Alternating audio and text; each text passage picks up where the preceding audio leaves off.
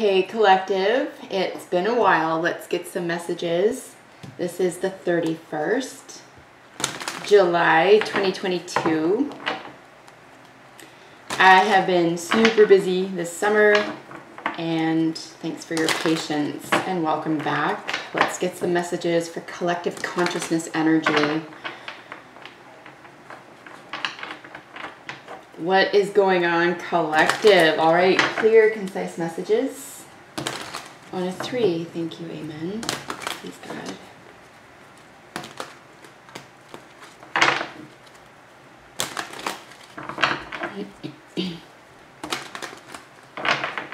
All right, what is the situation, collective?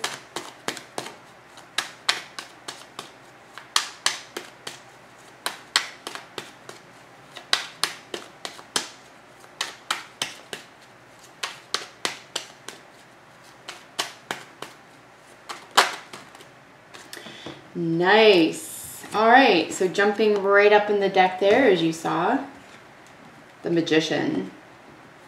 This is fantastic for the situation. So let's see if I can get that in the sun there. Interesting lighting today. It's a beautiful day. But yeah, Mercury energy. You could be dealing with a Gemini or Virgo, or just anything having to do with Mercury. So this is communication, essentially, okay?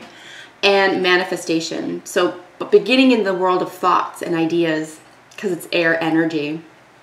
So very potent, very powerful. This is being able to, or in the midst of, or being called toward manifestation. And it's mastery, right? So this is a major arcana. It follows, it's the first that follows the Fool. So your journey has begun, and now you are able to manifest.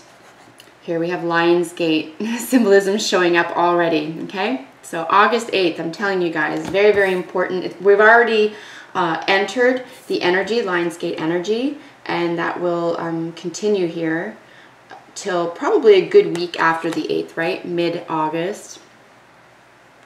But yes, very powerful manifestation energy.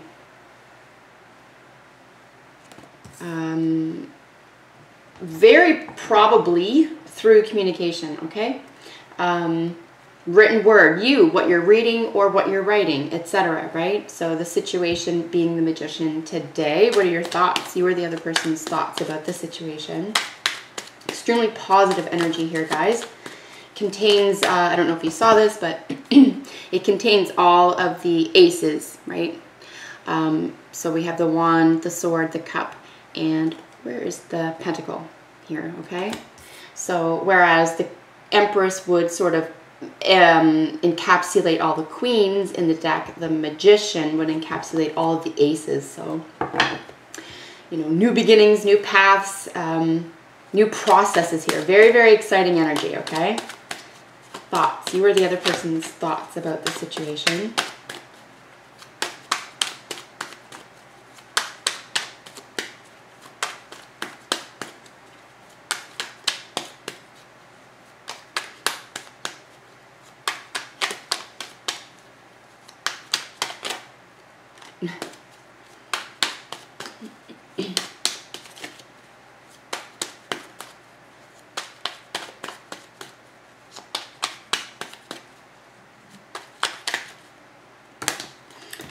Okay. Yeah, look at that Fool. And I mentioned him just a moment ago. So the Fool, like I say, precedes the Magician here. It is laying right underneath, okay? Central to this issue. So yeah, moving on. Manifesting a true love. Something that will never lead you down the wrong path again, the wrong road. Too many people involved. This is third-party influence. Generally speaking, just a broken heart, okay? And then the burden of the broken heart. Breaking free from this altogether is quite beautiful here, actually, collective. We have Aries energy showing up in the Fool. Personally, I read the Fool as cusp energy. I read it as Pisces, Aries, cusp. Because it's 0. It's the end and beginning point of everything. It's the sound of Om, right? It's the first utterance or vibration in the universe. So it's like the note, the silence in between a note. No. When you're listening to a song, it's like the space in between notes. That's what this represents to me. So it's like anything's possible, right? It's a leap of faith. And then you have above it that manifestation energy. So absolutely stunning. 10 of Cups, we may see that again, but 10 of Cups at the bottom of the deck. So yeah, you're not letting anything hold you back. Happiness is key here. That broken heart was a burden. But as I say, the majors always overtake energetically here, these minor arcana. So not being held back, certainly, by a heartache, if that was, heartbreak rather, if that was the case here. The burden is too great. It was too great. You're breaking free from that and finding ways to do that here. Because it's the 10 of Wands indicates an ending. It's a completion, right? Suffering here could be over as well, which is nice. Thoughts of that, at least, you know, the thinking about the situation. And certainly communication about that. All right, so let's get feelings. What are your feelings? You are the other person's feelings about the situation. Oh, wow. Look at this gorgeous energy. All right, interesting. See that 7 of Swords show up opposite of the Sun with the King of Pentacles in the center here. So here we have the feelings about the situation. In the center, again, if we're looking at this like a cross, for example, or just a straight line, as it were, this would be, now we have this fixed energy. Now we're in Taurus energy or second house. We have possessions here. You know, earthly matters. This is a lot of sensuality. There's Venus energy showing up here now. Venus is love and beauty, seduction, the finer things, earthly pleasures. It's the body and health and wealth, okay? This is also, could indicate banking as well. We have Leo energy here opposite of this little tricky 7 of Swords.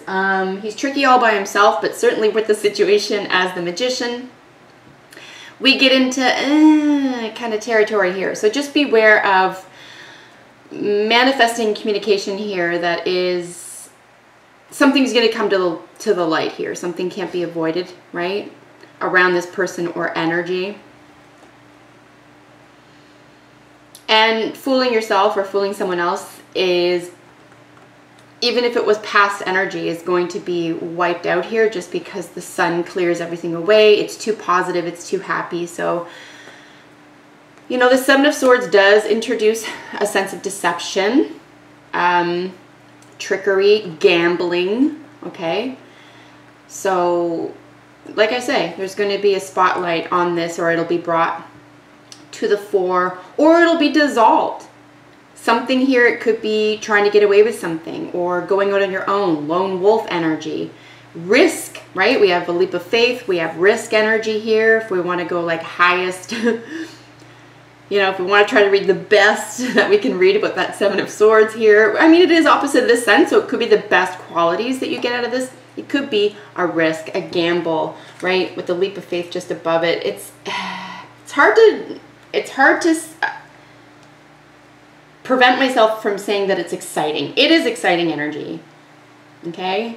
I just really, I insist here that there's, like, if there's any communication or thinking, processing, that type of thing. Wow, 10 of Cups showing up at the bottom again. Interesting. You know, just beware of fooling yourself or someone else here. It is right below the 3 of Swords. I would have learned a lesson here as well. And just be upfront, okay? Upfront with yourself, the other person, about the situation in general.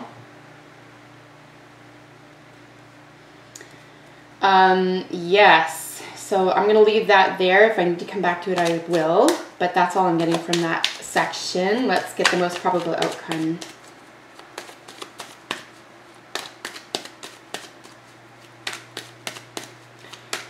You won't be fooled again here, I think, is another way to frame this. well, there's a protective quality, okay? This king here is quite guarded against this Seven of Swords. So the gamble,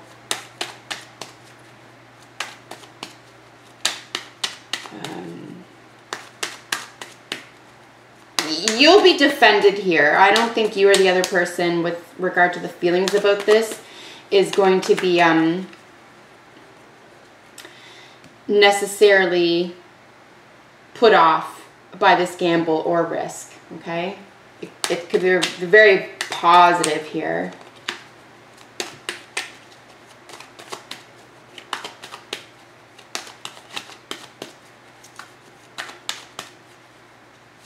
All right, most probable outcome, all right? Two of Swords coming out all by herself here. This is just, you know, being truthful, being honest. Here's where the honesty comes in, right? So Swords, 3, 7, and then the 2 here. This is my, again, communication, okay? Thoughts, ideas. Could be programming, right? Just being on the fence about something. You already know. Your intuition knows. This is the most beautiful thing about the Two of Swords is that you already know. It's just a matter of putting one of those swords down. It's very protective. You can see over her heart here, okay? Like there's a reason why she's holding those over her heart, because she needs to face something and she's just very protective. But you need to see and you need to tell the truth. And that's, you know, the outcome here is just honesty, intuition. I would say even at this point here, guys, the 10 of Cups showing up twice as I was shuffling. Wow, and the 3 under there. But let's just pay attention to some bottom of the deck energy for this reading. You already know how important this leap of faith is around this situation or person. It is a court card. It could easily be a person, okay? It doesn't have to be a Taurus. It could be an older earth sign male. Yeah, you know, okay? Here in the intuitive world. So let's get this bottom. Yeah, I love this. This could feel like a big deal too, with this major arcana energy showing up here and there.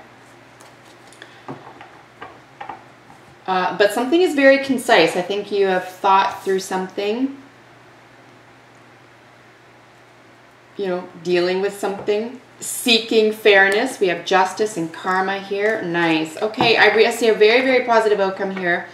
So as I always say, my readings are timeless. Whenever you see this is when it's hopefully meaningful for you. It's just the date that I'm reading it is when I post. And usually within 24 hours of viewing is when these messages should be helpful to you. So yes. Look at this. So I'm always transfixed by the High Priestess anyway. She's my favorite card, my favorite energy. You know, I love the whole deck, but there's